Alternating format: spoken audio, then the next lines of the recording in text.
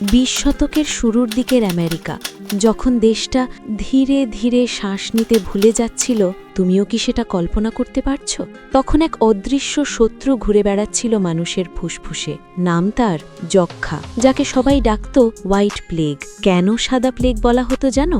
এই রোগ শুধু একজনকে নয়, পুরো পরিবার, কখনো কখনো পুরো শহরকেই গ্রাস করত। তাহলে বাঁচার উপায় কি ছিল? কিছু একটা করতেই হতো, যে করেই হোক, আর দ্রুত। কিন্তু কিভাবে? 1910 সাল কেন্টাকির জেফারসন কাউন্টির এক উঁচু পাহাড়ের মাথায় গড়ে উঠল এক বিশাল ভবন, ওয়েভারলি হিলস স্যানিটোরিয়াম। কেন এত উঁচু জায়গায়? এই জায়গাটা ছিল যক্ষ্মা রোগীদের জন্য। ডাক্তার আর নার্সরা চেষ্টা করত হাসপাতালটাকে নিজের পায়ে দাঁড় করিয়ে রাখতে। তারা কি ভয় পেত? হাসপাতাল খুলতেই রোগীতে ভরে গেল। এত মানুষ, এত কাশি, এত শ্বাসকষ্ট। তখন কি ভেতরের বাতাসও অসুস্থ হয়ে পড়েছিল? শেষ পর্যন্ত ভবনটা বড় করতে হলো। যোগ হলো নতুন নতুন ওয়ার্ড, এমনকি একটা শিশুদের প্যাভিলিয়ন। শিশুরাও কি এই রোগ থেকে রেহাই পায়নি? সেখানে থাকতো যক্ষ্মায় আক্রান্ত শিশুরা, আর থাকতো সেই সব বাচ্চা যাদের বাবা মা অসুস্থ। তাদের দেখবে কে? সেই সময় যক্ষ্মার মানে ছিল একটাই, মৃত্যু। অ্যান্টিবায়োটিক তখনও জন্মায়নি। ডাক্তাররা আসলে অসহায় ছিলেন। এই রোগীদের রাখা হতো খোলা বারান্দায়। বরফ পড়ুক বা ঝড় উঠুক, জানালাগুলো খোলা থাকত। ঠান্ডা কি তখন আর কিছু ছিল?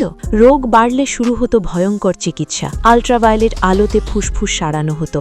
সূর্যের আলো কি বাঁচাতে পারত? কখনো ফুসফুসে ঢোকানো হতো বেলুন, সেগুলো ফোলানো হতো ফুসফুসকে জোর করে শ্বাস নিতে শেখাতে। এটা কি যন্ত্রণা ছিল না? আর ছিল শেষ উপায়।